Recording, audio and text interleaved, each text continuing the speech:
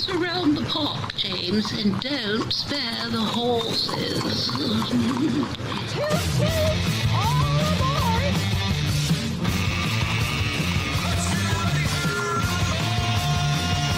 It's showtime. Indeed it is. Here we go. It's showtime, and we record this program on the Ledger Ontario Politics Podcast on the morning of December the 18th. We are a week away from Christmas, only 7 more sleeps, and yet there it's all done but the crying. And I don't know. I'm what concerns me most is here I am a week out from Christmas, and I think I'm organized. That's the worry. I've either really missed something or as Keith Leslie pointed out a little earlier before we got on the air, I'm just going to go out and spend way too much money on shit I don't need. So here we go. All right, it is the final program of the season. So let's get to it. Lots to talk about. Keith Leslie is here, political analyst. You hear and see him on CHTV. Former Premier of Ontario, Kathleen Wynne. John Wright is here. He is the CEO at Canada Pulse Insights. And Tim Hudak, partner at Council Public Affairs and the former leader of the Ontario Conservative Party. Just a kind of a go-round last week. You know, we always say when you're listening to this, things may change by the time you get to it because we recorded. Where we left off last week, Keith, was the government was going to be back, the Tuesday after Family Day. Steve Clark said they did such a good job in the fall that they needed to spend extra time implementing all of the good work that they did in the short session this fall. So they've extended the stay away from the legislature for 102 days. For me, just the visceral reaction I got from most people was, what the hell? Yes. Most people, had they even been sitting 5 minutes, I mean, they had a 19-week summer break, now a 14-week Christmas break. Extended, again, traditionally, you come back after Family Day, mid-February. We're blown past St. Patrick's Day here. This is a government that clearly did not want to keep taking it on the chin daily, every day in question period from the opposition. Both the NDP and the Liberals were hammering them every day on the Skills Development Fund and the way the money was awarded to low-ranking applicants versus high-ranking applicants, got nothing. All that scandal has been just every day. And you open with Merritt Stiles doing her toot-toot about the gravy train still being going. This was hurting the government. She was calling them corrupt outside the legislature, let alone inside in question period every day. So this is something the government just didn't want to take every day. I mean, they had built up this very short fall session and had, scheduled all these night sittings, but they ended up taking away, none of the night sittings happened. And they ended up taking away most of the committee hearings. Most bills had like a 2-hour debate and then they were voted on. They really took away a lot of public input during this session. And they just didn't want to hear from opponents to their plans. So this is why they're running away from the legislature until almost the very end of March. I think it's the 23rd. That's really crazy, especially after, I say, a 19-week summer break and a 14-week Christmas break. When are you actually? There's a lot of work done outside the legislature. I don't mean there isn't. But what we're going to see here is Doug Ford front and center without the opposition leaders getting any say, really. The media won't pay much attention to them at all. The Premier will be out there making his announcements, and the opposition might be able to get a comments lower down, but he'll be able to make his announcements, and his cabinet ministers will be out there making announcements with no accountability in the legislature. Yeah, it's interesting that you should say that, and we'll get to some of the announcements that we've heard this week in a few minutes. But Tim, it's almost as if when the legislature is not sitting, the Ford government has made an art out of being in campaign mode, even when there isn't a campaign. They're able to sort of be out there pushing buttons, so on the other hand, where people are responding with "what the hell," there's clearly a strategy behind this in the corner office. And that continues, right? The House has recessed, as Keith just outlined, but even in the week up to Christmas, it continues to be a message, from the Premier or a key cabinet minister per day. Here's the problem, though. Having been the leader of the official opposition, is tactics that a particular government uses to limit the role of the opposition tend to come around and bite you down the road when you're in the opposition. And I've seen that over the years from all parties in terms of your ability to ask questions, to have written questions, number of days sitting. It is healthy for our democracy, no matter what party's in power, to have them in the spotlight, whether that's the media, whether that's daily question period and ability of the opposition members to drive a message, put a new idea on the table, or shine the light on something that looks untowards. So I get it strategically. I get the tactics that are rolling out, but ultimately, the more you handcuff the opposition, the weaker our democracy, and then you end up being handcuffed when you're on that side. Kathleen Wynne, that we sort of touched on that last week in terms of it diminishing not just the authority but the integrity of the legislative assembly in general, where it's severely diminished in the eyes of the public. Well, yeah, when you say, well, we don't even need to sit and we can run government, it makes it questionable what the value of the legislature is in the mind of the public. I think it's interesting that this break is going to really eat up all of the pre-budget discussion time. Yes, I'm sure there will be committee and there will be discussion in committee, but that does not get the same kind of profile as questions in the legislature, as Tim has outlined. So I think maybe the government is planning to have a late budget. I think they have done that in the past, and that's, every government has different timing on their budgets. But what we know is by the end of March, school boards, for example, need to know what their operating dollars are going to be. And March 31st has tended to be the target date to get your budget done. So, my guess is that there won't be a lot of pre-budget discussion, and that's a shame. So the general point that Tim is making about the health of the democracy is absolutely an issue. But I think the specifics in this timing is, we need to know what the budget's going to say. We're in really tough economic times. We're seeing the job losses and the challenges that people are confronting, particularly in the auto sector. We need to know what this government's plan is for dealing with all those issues, and presumably some of that would be in the budget, which we won't have a chance to discuss until it's just about upon us. John, does this not more or less normalize this sort of cycle, though? I mean, considering the way it's gone over the last number of years, even we talk about it being normal to come back after Family Day. That seems like an excessively long stretch to me, anyway. But historically, we just seem to be willing to push these out further and further with little or no pushback.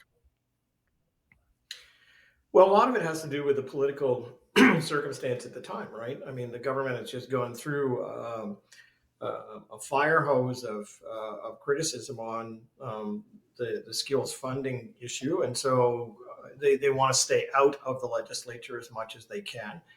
Secondly, when you take a look at the polling numbers, specifically through that lens, they're not doing too badly at all. I mean, if you took the difference between the high end of the polling and the lower end of the polling, they're sitting somewhere between 45 and 51%, which is higher than what they got during the election period.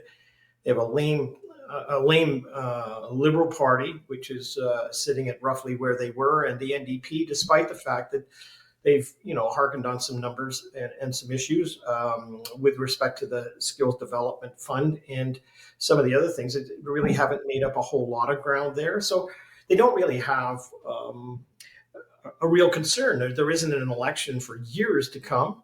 And as a result, they can get away with this, or they can do what they wish, and they can maybe shuffle the cabinet before they get back and have enough time for ministers to grasp their portfolio. The one thing in the numbers that we have to keep in mind, though, is that Doug Ford's personal numbers are down from where he was, which is not a surprise because he was at huge numbers, personal numbers, as were almost all the premiers, right after Donald Trump said that he would take the country from us. I mean, he was sitting at 52%. He's now down to 34%, which is a bit lower than he was in the last parliament.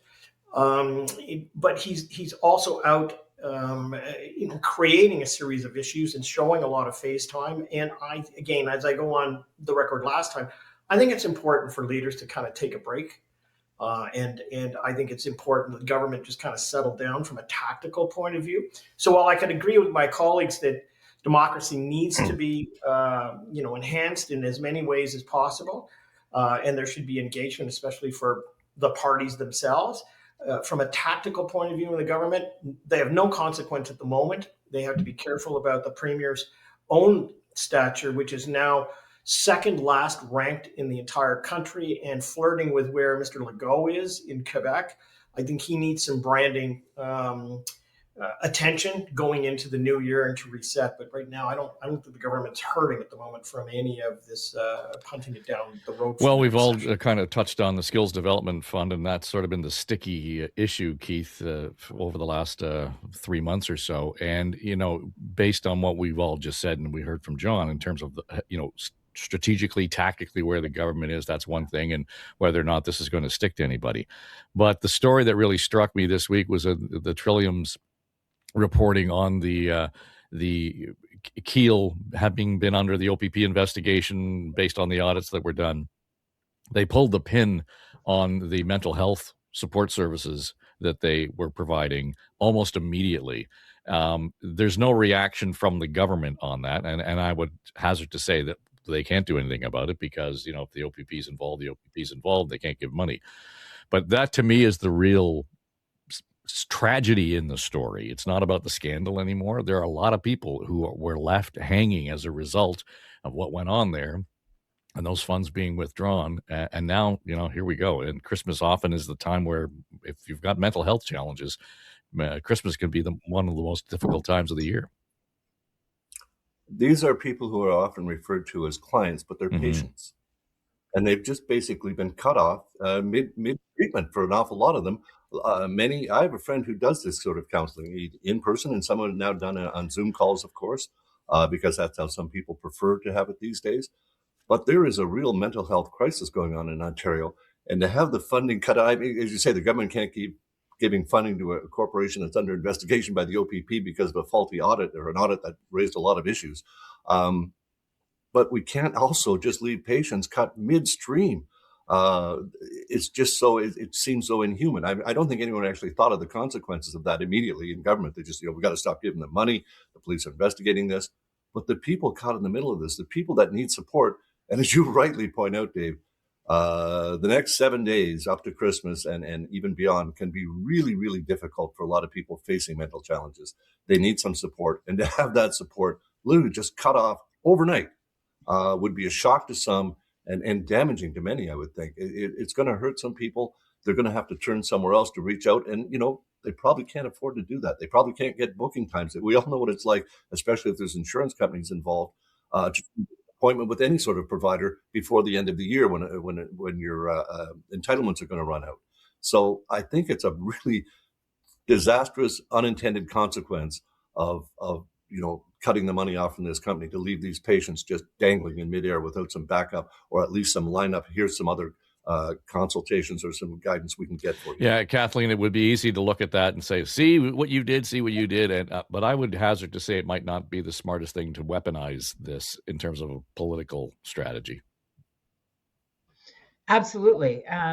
But, so much of the time, and I don't know, it's the end of the year, so it's a time for reflection, but we've been talking about political issues all year. We will again. We rarely talk about the impacts on individuals of these stories, like what actually happens when government makes a bad decision or there's bad process.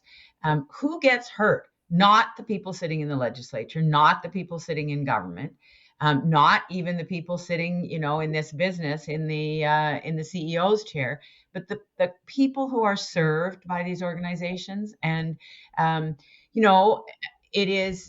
it's a conundrum because the government's not going to step in and bail out a company that's clearly under scrutiny at the moment. But if the process had been better, then either these people wouldn't have been in the process of getting the service, but certainly it wouldn't have been cut off. So I think it's a bit of a cautionary tale in terms of the way we all talk about these policy issues, because real people are affected by these decisions. And it always makes me a bit nuts when people say, well, governments are all the same and, it doesn't matter what they do. It does matter what governments do. It really matters what policies are put in place, and it matters how those policies are implemented. And this is a perfect example of that. We talked about the ministers making their tour outside the legislature already and big announcements. The week kicked off, Tim, in your old stomping grounds in Niagara Falls, and the premier there with the mayor and all the local officials talking about what sounds like more than a refresh, a relaunch, maybe a rebrand for Niagara Falls, but billions of dollars being promised there for new attractions, casinos. There's an observation wheel. I'm not quite sure why we're not calling it a Ferris wheel, but on the surface of it, I was talking to the guys at CKTB and locally down, in the Niagara region, they're quite pleased with it. But at the same time, I heard criticisms right away. Boy, we could really use a high performance hospital in the region before we need another casino. There is one going up, like in Niagara South, and there's a new one, newish, in Niagara North. Look, this is exciting news. I mean, this is exciting news as a Niagaran. This is exciting news for the province of Ontario. The couple challenges that the Premier and the Tourism Minister Stan Cho are addressing here, and Sam Osterhoff as the local rep really pushing for this as well. I'm sure Wayne Gates is quite excited about it for his city. The big issue, Dave, is that often people will go to the falls, but they don't extend their stay. They'll check out the falls maybe one night, and then they're gone. So, perennial question, how do you extend stays? The second one is a connect really between Toronto and Niagara Falls. There are two great tourism areas, how to get folks to enjoy both. And, the province is addressing this, I think, in very significant ways, not only expanding the attractions. I'll get to the Ferris wheel momentarily. Looking at, can we actually increase the number of casinos there to make it more of a destination as well? Some called it Las Vegas North. And a very important investment in infrastructure in the airport that's Niagara Lake. It's a limited airport. It is convenient. When I was CEO of the Ontario Real Estate Association, we hosted some events in Niagara Falls, and trying to get folks across Canada to the falls, it was harder to fly. Some went into Buffalo, some flew to Toronto, and then had to commute down. So the proposal to extend the runway to allow more flights there, plus an expansion of GO, that's all very good news. We all have our infatuations in politics. Maybe I talk about booze too much, particularly whiskey and Niagara wine. Premier Ford loves Ferris wheels. There is one there currently. I've been on it with the girls. It's a beautiful, beautiful view. Encourage folks to visit it. So I guess this is going to be like a really big Ferris wheel, but I think that's a bit of a side point. To make that kind of infrastructure investment, look at regulatory barriers. I think this is a very strong investment, not just in the region, but the province's tourism potential. But I just want to stay with you on this for a minute, Tim, because I heard the mayor talking about this in Niagara and, admitting that there is a more or less of and I call it a branding issue, I think, for Niagara Falls, in as much as the falls themselves, one of the wonders of the world, attracts people. But he says historically, the image of Niagara Falls has not been good enough or strong enough to allow people to consider staying or coming back. Because once I've seen the falls, I've seen the falls. So there's a bit of a reset here that has to happen he made it sound like at a very grassroots level. Yeah, Mayor Diodati has been a really strong champion. He's been a partner of the province in this, and I think he has a good point, right? You want to make sure that when people come, that they're going to tell their friends about it and they're going to return. So I think there's a great opportunity for partnerships with Niagara College, for example, around hospitality, moving the quality up over time. Marine Land, right, had been a long time anchor in the area. Tastes have changed. Its attendance went down, and now it's closed. That is a massive site that could be available for a more modern amusement park plus housing. I'm really pumped about this, and you always will try to get the Premier to pay attention to your area in competition with others. To see these long-standing issues being addressed in a comprehensive fashion, Dave, makes me very excited, and it's great for folks back home. John, I was talking to Gene Velitis earlier this week at CKTB, and he was saying, the infrastructure is key to all of this, and that's what's important. And he was worried, though, that we're going to get bogged down in road construction and everything else. I said, if you want sort of a positive in terms of experience we had here in Toronto, at least, we had all of the chaos as a result of the construction on the Gardiner, but we did get it done sooner than expected. So this may well be within reach in Niagara if, in fact, they're going to take on, because there's going to be a whole lot of work have to be done all at the same time. Sure. There's a lot of positive stuff here, especially with the airport. I think that's critical.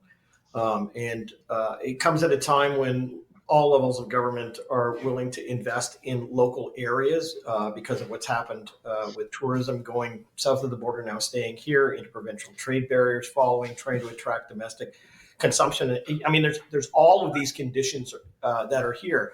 And it's a lot like what's happened with, as Tim references, on the Canadian wine side. When you're not having access to the American wine, you drink Canadian wine. And there's been a boom in a whole series of areas that deal with that. So I think on the whole, it is a really good thing for the region, but it is a gamble. I mean, the one thing that goes with being Las Vegas of the United States, which does not kind of jive with Las Vegas of Canada, is weather. I mean, you stay a week in Vegas because you're at a property where you can not just go and gamble, but you can drive, out to the Grand Canyon. It's, really warm. It's inviting. It's a great place to be. Whereas it's limited in Niagara, that's for sure. It's, go there in December, it might be beautiful, but you don't stay for a long period of time. So that's the issue that you have to grapple with here. Number one, it's great for local infrastructure. It will cost some construction to go on, but Niagara Falls needs a refresh. Number two, it does have now the proposal for an airport, which will take people down there from outside of the area to get over across the border and to maybe see a football game, right, Tim? And there's other things that are going to be attracted to the region with this sort of construction. But to try and turn it into Las Vegas of the North, the one thing you're missing is sunshine. So they've got to actually look beyond that in order for it to and work. I think that's at the heart of the brand in terms of what you would expect from the city, from the region, and from the sites and the attractions that you're going to attend. So you're right. You can't just kind of paint it with the same brush as Las Vegas. It's funny, though, for all of the positivity around this, Kathleen, there was already almost immediately, though, people, in Niagara on the Lake saying, we don't want whatever because it's going to upset the this and then that and the unique little feeling and the quaintness of whatever. So you're going to have to kind of get over that in a hurry. Otherwise, how easily things can get bogged down in the tyranny of the minority. So two things on this. Quaint is never going to be the brand in Niagara Falls. No. True that. And I heard one Deb Hutton talking about this on the when it was first announced. And no, I really take her point. I think investing in Niagara Falls, and following the lead of cheerleader Mayor Jim Diodati, who is, the most enthusiastic mayor on the planet. I think that we need to do this. Two things I'm worried about. One is the actual business case for casinos. And, John, you introduced the notion of the weather. But I know that when we were looking at the whole horse racing industry, and Tim, you will remember this, and Keith, you will remember all the permutations and calculations that were being made about the horse racing industry and how to make it viable and so on. When we looked at the casino business, it's not a great business in terms of this moment in time. And so to expand the footprint of casinos in Ontario, I don't know. I hope there's a business case there. I worry about that a little bit. On the rebrand, to go back to Deb, she was talking about going into a restaurant and having a great experience, and that doesn't happen as much. The great experience is where you come away and you think, I want to come back here. It is what it is. It's not Niagara on the Lake. It's not quaint, candy shops and ice cream on a quaint little 150-year-old street, but it can be something else. And so that brand, I think, it's got to be clear what that is, and it's got to be excellent at what it is. So I hope that's what can happen, because the falls should be enhanced. We should want to go back and back. It is such an amazing place. And so I really hope that this is successful. Yeah, Keith, the emphasis on the casinos, I thought also was a little odd, in as much as, again, what's the experience? And I don't know about the rest of you, but I wouldn't bother going to the casino because it's just not my thing. But would I go to a great restaurant with a, high-end chef and just have that kind of experience? For sure. Would I go to see theater? Sure, I would. So I think there needs to be a real 360 view of how this is going to work all together, as opposed to at the exclusion of something else. Well, if it's really going to rely on casinos as the major repackage here, it's going to have to be casinos that provide Las Vegas level entertainment. Right. Not just the restaurants, the draws. And what I see at Casino Niagara now, I mean, they do get some good acts in. I'd leave from Toronto to go watch some of those concerts if I was still in the area. But it's going to have to be higher than that. And I don't know that there's enough ability to attract that level of talent. Getting the casinos in, I mean, Premier Wynne's point about the business case for casinos. I mean, as we remember with the horse racing, it was basically putting the slot machines in that could save the horse tracks. And I think for most of the casinos, it really ends up being big slot machine rooms that get most of the income and take most of it from the poorer people. So I'm not so sure that Vegas North with a whole bunch of casinos is the way to go, but something absolutely needs to be done. And this is at least a plan. It's a clear plan. I mean, improving the airport, nothing wrong with that. It absolutely needs to be done.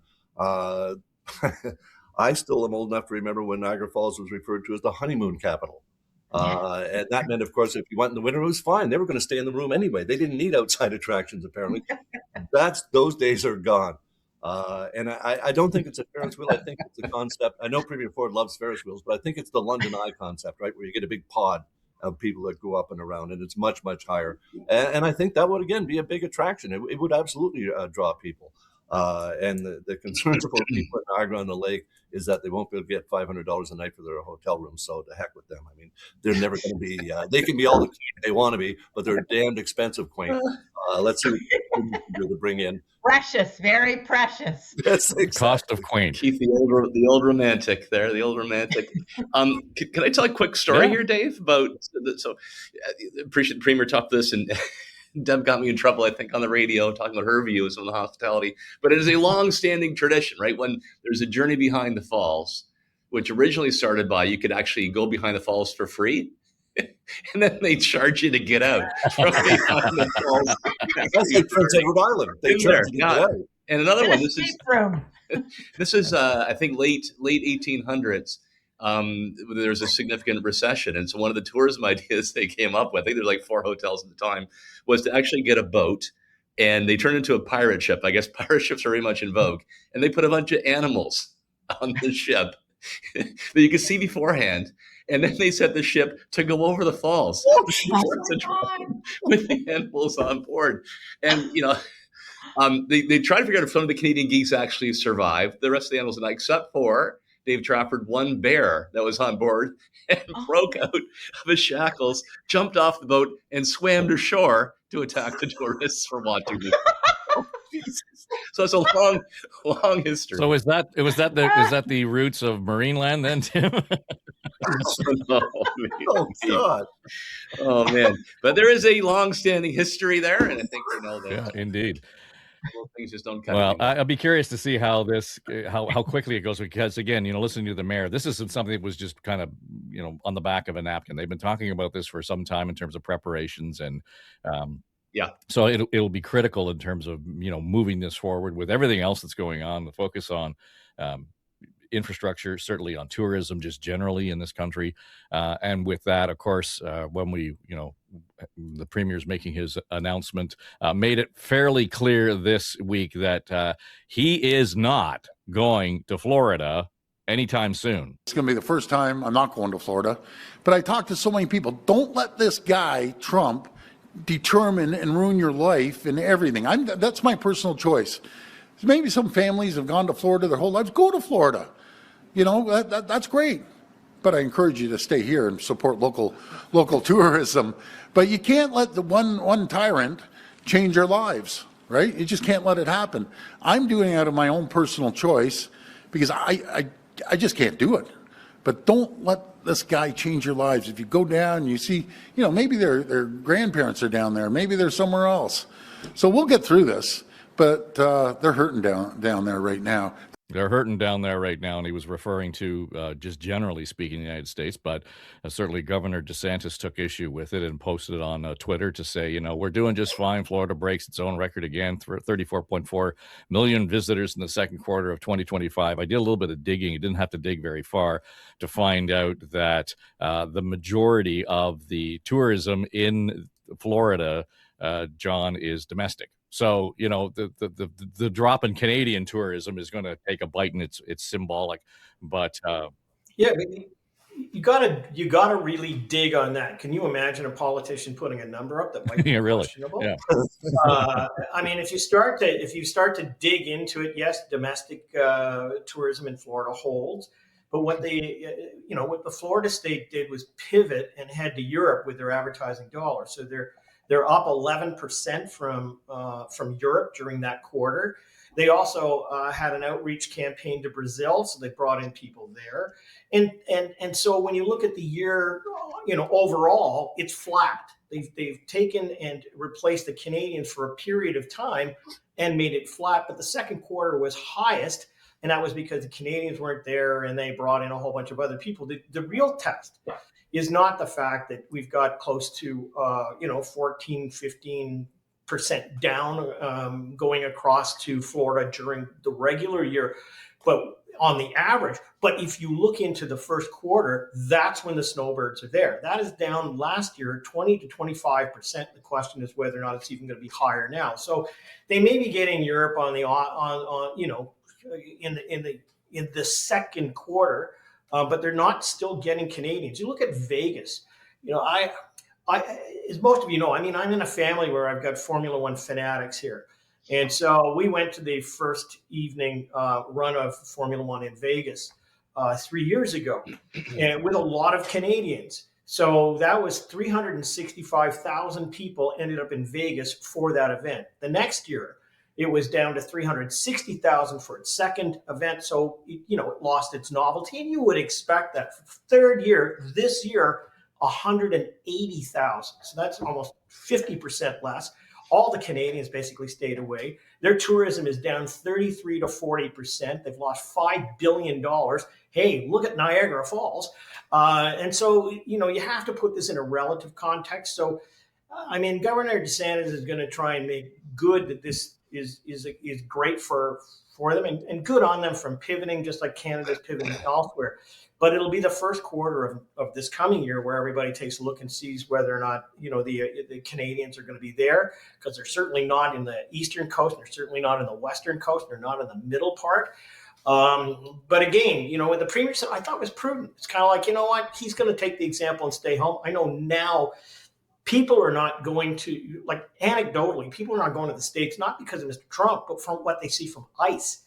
I mean, that is a branding issue for that country that's going to be long-standing, and people don't want to go down there for that, or being stopped at the border. So, I mean, Canadians are finding other things to do, but the premier is probably prudent, saying if you got grandparents down there or other people, go and visit them. But it's up to you and what you want to make in terms of a personal decision. Oddly enough, on this, Tim, it's almost as if the premier's following the crowd as opposed to leading the crowd, because over the last number of months, before he even mentioned this, the people in my circle are saying, I'm not going. And normally we would go to visit so-and-so, or we would do a weekend in New York, or, just last night had our Christmas party with the hockey guys, and we were talking about doing a tournament, and they said, well, where's the tournament? And it was in Niagara, New York. Well, half the guys in the room said, we're not going. I'm not going. And normally they would travel, right? So there's an underlying sense here among Canadians that this is my way of saying, bugger off. I'm not going to bother with ICE. I'm not going to bother with Trump. I'm not going to bother with 5 years of history in my social media. All those things are really kind of piling up. And I'm going to look elsewhere, whether it's Mexico or Canada or Europe, but I'm going to find some other way to spend my time and money. Yeah, I think that's very true.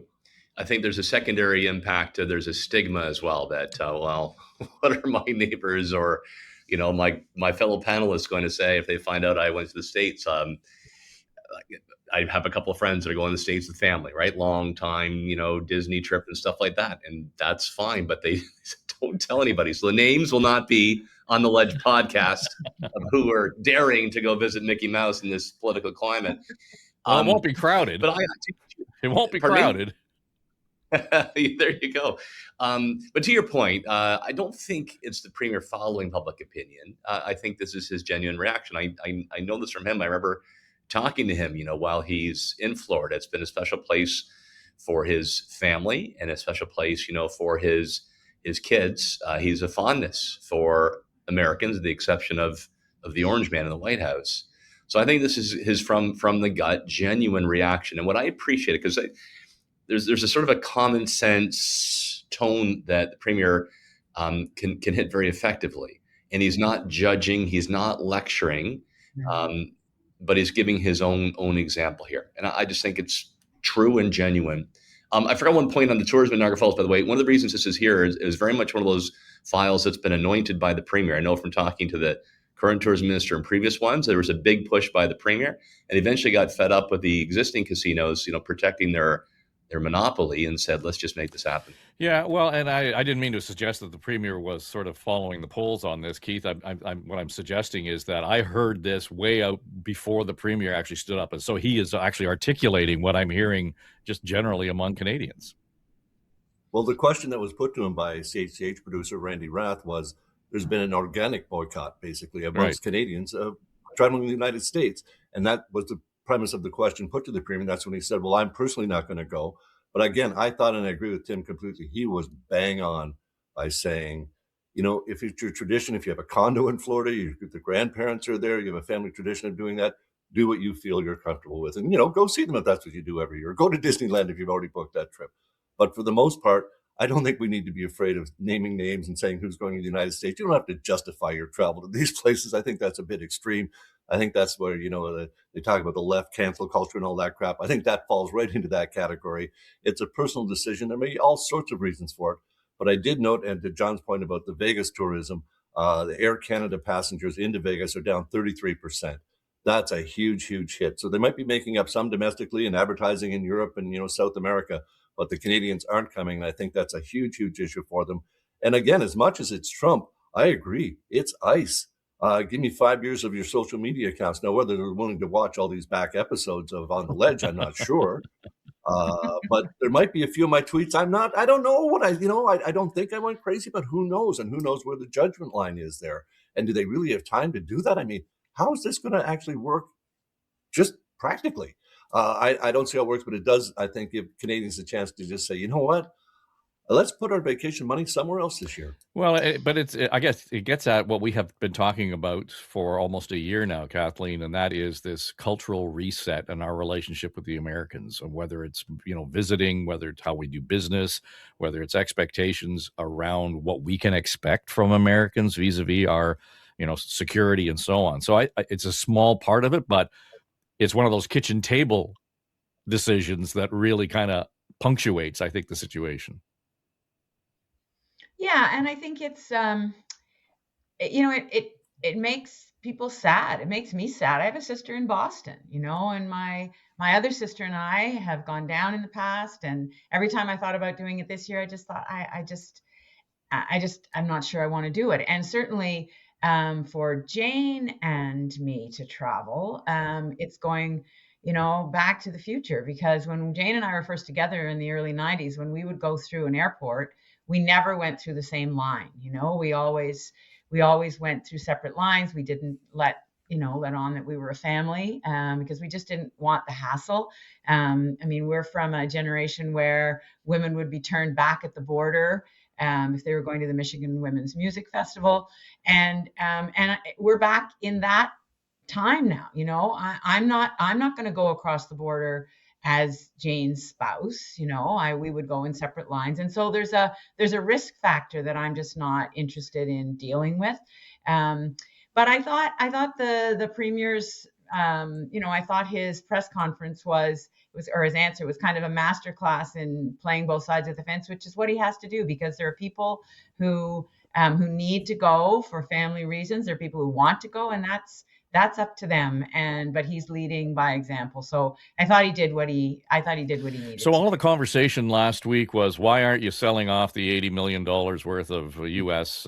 booze and so on? And in terms of, and it sounded like the government was equivocating, John, but I thought that the premier's answer on that, in terms of why they don't do this, was actually a pretty good answer in context. It's not as easy as it sounds. We just can't sell it off. And I'm not going to do that during Christmas holidays, when it will hurt our wineries, it will hurt our distilleries, and it's just not going to happen. I want to support local jobs and opportunities here. But if we find a buyer maybe in another province, that'd be different. But folks, keep in mind, people are coming up with all these wild ideas. I've never seen people so interested in liquor.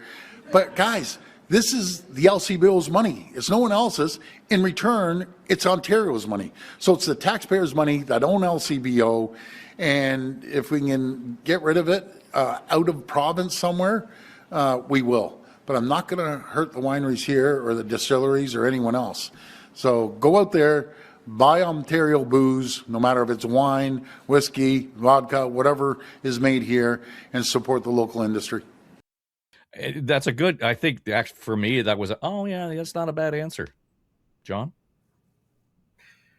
On both counts during that press conference, I mean, he's on message, right? Like, I mean, he's balanced, he's relaxed, he's not got Crown Royal that he's pouring into the toilet. He hasn't, he's not making all kinds of cutting remarks about other things. He is acting as a premier should, and I think that's what you take away from that. I mean, I guess on reflection, I just want to say that, I mean, it's been a tough year all the way around, but what we're not talking about is where people's heads are at the end of this year. I mean, we face in this country a monumental task going into next year. Let's not sugarcoat anything about it. And, we've now got the federal government, which is pivoting to Europe and trying to, do deals there. We've got pipelines, which may be going forward. We've even got the fabled train, which will crank up between Windsor and Montreal that we've heard about every election campaign, and maybe it's going to happen now. The country is fragile. And the premier, his tone during the earliest days of the Trump administration was smack on. He was very, very aggressive. And between then and this press conference, and maybe even the announcement on the Resilience Bank, I mean, he's been off. As I said this last week, it's been very, very choppy. It hasn't been focused, and it's been brand damaging to him because of that. I mean, it's all about, it's been about radar and bike lanes, pedestrian retail things. This is when the premier shines. This is his platform. This is him being fair and reasonable. That great phrase that Dave Johnson used to use many, many years ago on coin during strikes and everything else. When the premier is fair and reasonable, when he has some empathy for individuals, their families, where they are, I think that changes the tone of the province, because we're moving into a year where all kinds of things that have happened this year are now going to suddenly start to impact next year. And he's going to have to rise to that in a very different tone than he did in the first part of this year. Well, Kathleen, for all of the thinking that, the booze thing was symbolic, just as the travel was symbolic, it was interesting to see, yesterday, the Trump administration coming up with their list of must-haves in the Kuzma review and, lifting the ban on U.S. liquor right across various jurisdictions in Canada is among those things. And, they also, pardon me, they also added, market access for U.S. dairy. They talked about that's supply management, right? And they talked about the unfair treatment of electrical power distribution providers in Montana by Alberta, procurement measures in Ontario, BC, Quebec. What else? Regulatory imbalances with Canadian fishers in the gray zone, they're calling it, near New Brunswick and Maine. So for all of the conversation that nothing's been going on the trade front, there's been a lot going on for them to come up with that list yesterday. Well, there's been a lot going on, and what is not being said is flat out, point blank, we're ripping up Kuzma. Right. So from my perspective, whatever that list is, those are things that you would expect to be on the list. They're always on the list, some of them. But the fact that there's a list, Dave, means that there may actually be a negotiation. We may actually continue to have some form of a free trade agreement. And for me, that's the bottom line, that the message that's coming out of the States at the end of the year is not, it's over, we're just ripping it up. That's what I was worried about. And so I think we should take some heart from what we're seeing right now. And the fact that Carney is saying, that you are not going to rip up Kuzma, he has obviously been in close communication, or the officials have been in close communication. There is a conversation going on. I think that is a good news story for the Yeah, NDP. I took it the same way, Tim. But and I begin to wonder with all of the breathless reporting that's going on, and all due respect to the folks in the Ottawa press gallery, but it seems as though they find a way to turn this into a bad news story, no matter how you read it. Not for Tim. He's the optimist. No, I agree. I'm with you here, pal. I'm on that train right now. Yeah, all right. Welcome aboard. Private healthcare choice, and now optimism on the Americans. Although I'm not with John Wright on the booze stuff, but I don't have to debate that much more. Yeah, look, I mean, it is helpful to actually see what the price of the deal may include, and I've been optimistic from the beginning because I think there are trade-offs that, by the way, I think can benefit Canadians too, ultimately, in securing access to the American market and being inside the tariff wall compared to our competing nations that accepted much higher levels of tariffs. Part of that was going to be doing more in defense. Part of that, I think, was a stronger immigration policy across North America, and then trade-offs on irritants. I think at the high level, the tech giants do have a very strong relationship with the Trump administration now. The DST was knocked off. That was on my list back in the day. So I think you'll see more around protections for them. The supply management, right? There is an argument that can be made that when we, with strict markets, that means that the costs of dairy, chicken, turkey, like poultry, those that are supply managed, have an unequal burden on lower income families and drive up the cost of the grocery bill. Telecommunications as well, a protected area that, middle class cost pressure. So I will remain an optimist, but it is good to see what some of the prices of admission are going to be. And I do think some of them will ultimately benefit Canadians. Well, and Keith, it's the supply management issue, and we'll get into the debate as to whether or not it's good policy or good politics across the country. But you can say the same thing about the Online News Act.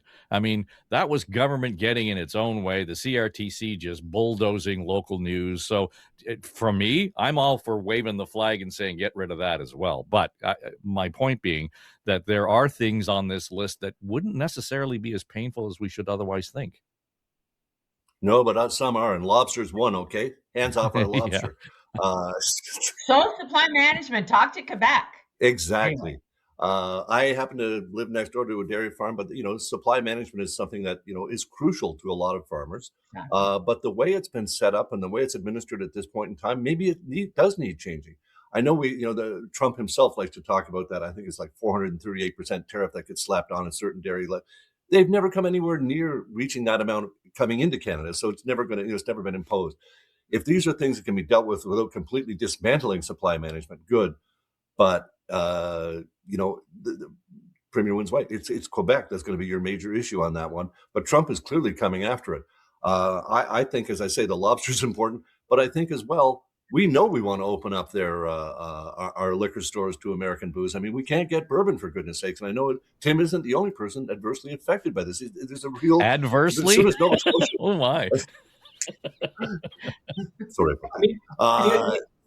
Another thing to put on the table, though, Keith, is as well. And Tim, I'm with you. You won't forget that I did send an idea that we should sell it off and give the money to charity on that, but. I mean, the big question in all of this is the guy who occupies the White House, right? Like all this may signal a whole bunch of things to us, but you can't trust what you hear. You don't know where you're going to be. And I think, again, I think all of us have to take stock that all of this could change. I mean, inflation in the United States is down.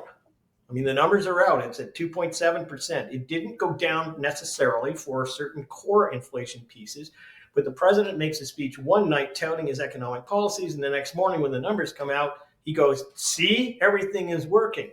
So, yes, he's picking pieces of it, and core inflation had some upswing in some of the commodities there, and, Americans are still hurting.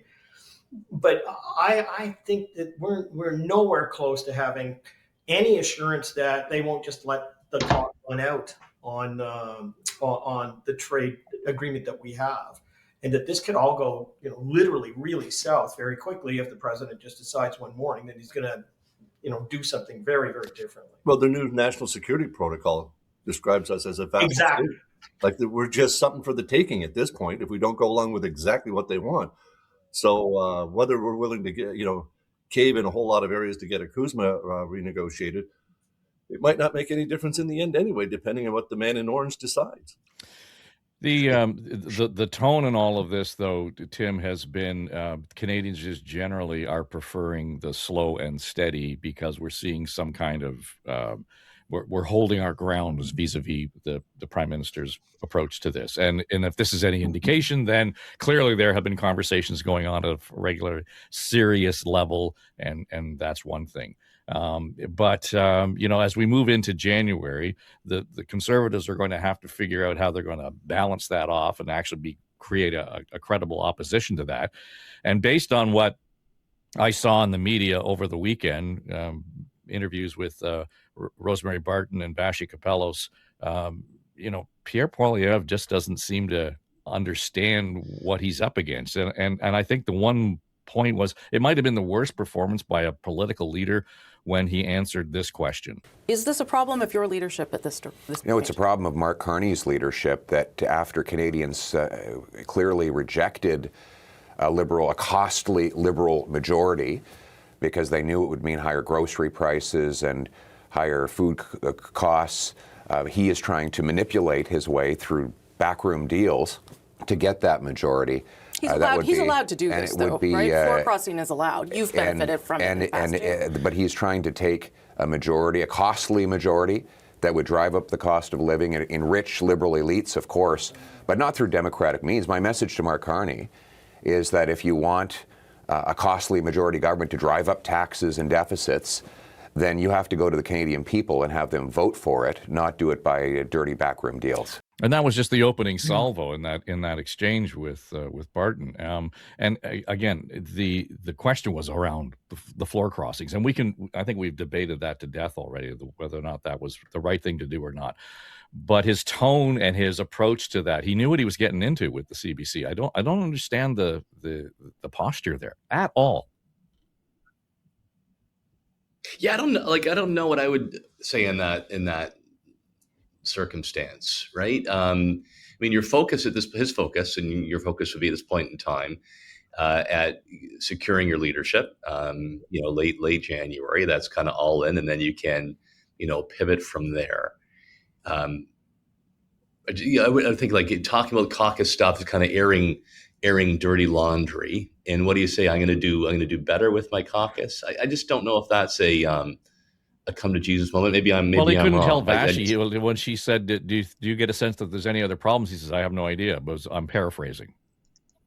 Yeah. And Tim, don't you think that in a moment like that, you could say something like, look, I know I've made mistakes. I know there have been problems, but here's what I'm doing.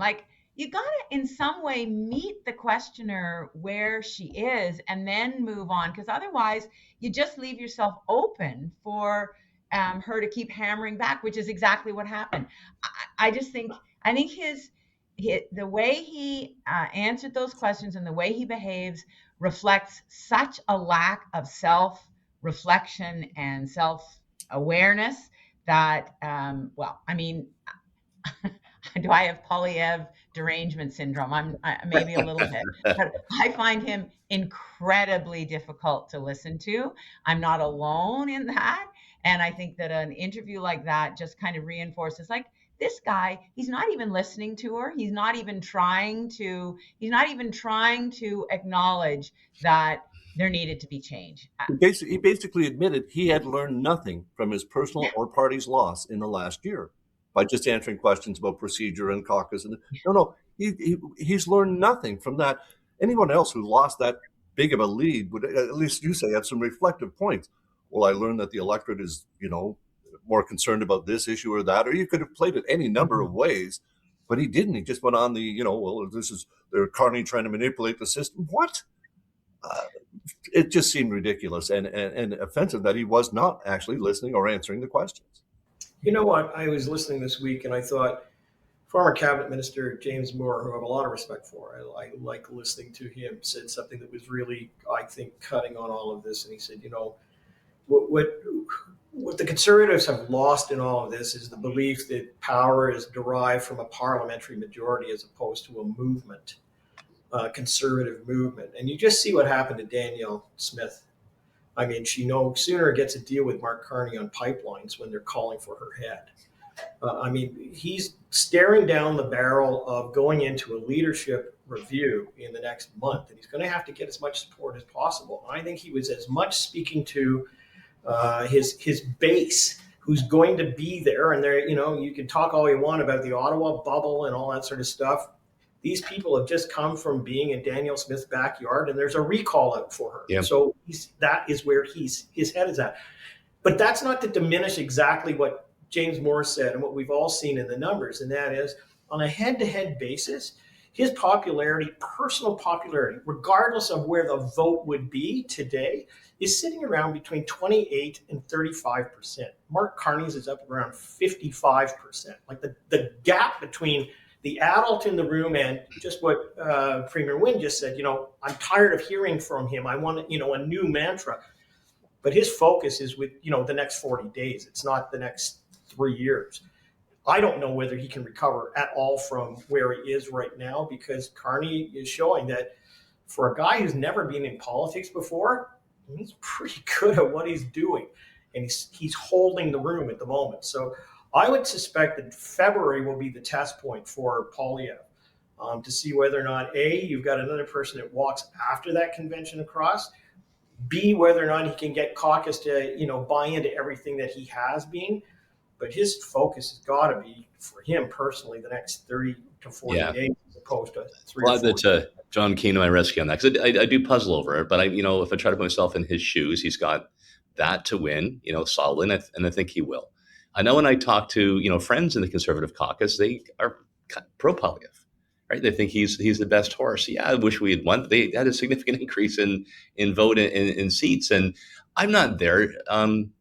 Dave, to see to what degree the two defections are ratting, or if, they just weren't in line with Poilievre's leadership. I suspect it's a bit more of status and ego than a general dissatisfaction within the caucus.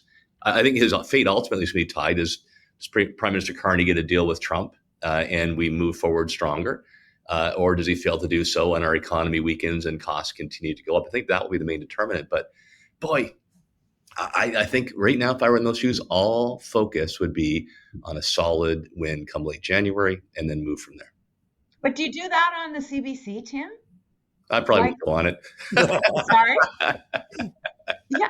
I'd go with Keith. I'd go with Keith. You get a fair shot. I'll ask you the tough questions. That's my answer on that one.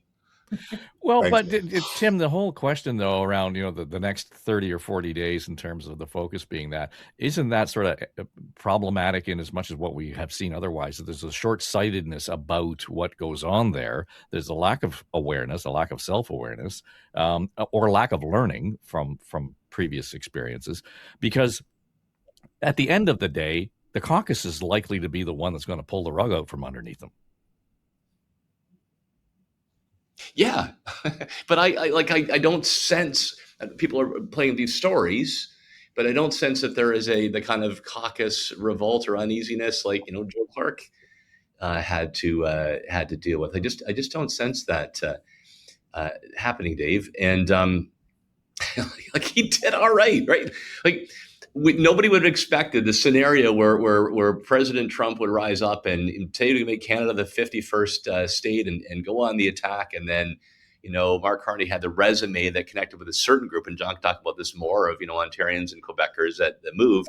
Poilievre increased seat count. He increased vote to levels we hadn't seen since the late, 1980s under Mulrooney.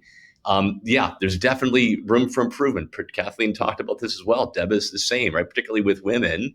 There is a disconnect. You got to be sharper for the next campaign on that message. But let's not forget, he actually done all right. And I'm not convinced that the defectors are dissatisfied with Pierre. I think that they see riches on the other side and their short-term interest, personally. All right. Well, we'll watch with interest. We'll load up on the popcorn between now and the review, and we'll see what happens. So that will do it for us for this holiday season. So Merry Christmas to all of you and a Happy New Year. And Kathleen Wynne, John Wright, Keith Leslie, Tim Hudak, and we'll be back in the new year. We'll have to have our own caucus meeting to figure out exactly when we'll be back. But I suspect we'll be back well before the 23rd of March. So you guys all have a great holiday, and thanks for doing this with us. Merry Christmas. Have a great holiday, Merry everybody. Christmas. All right, that'll do it. Hope y'all are having a great time counting down the days here. As I said, a week to go, and a little worried because I feel organized. But other than that, hoping you all have time to kind of chill and get downtime with the family. Just hit the reset button, whatever it is you're going to do over the holidays, but be sure to enjoy it. And thanks for being here. Thanks for being part of the show. And we'll be back in the new year. All the best in 2026. I'm Dave Trafford. It's On the Ledge, your Ontario Politics Podcast. Pay no attention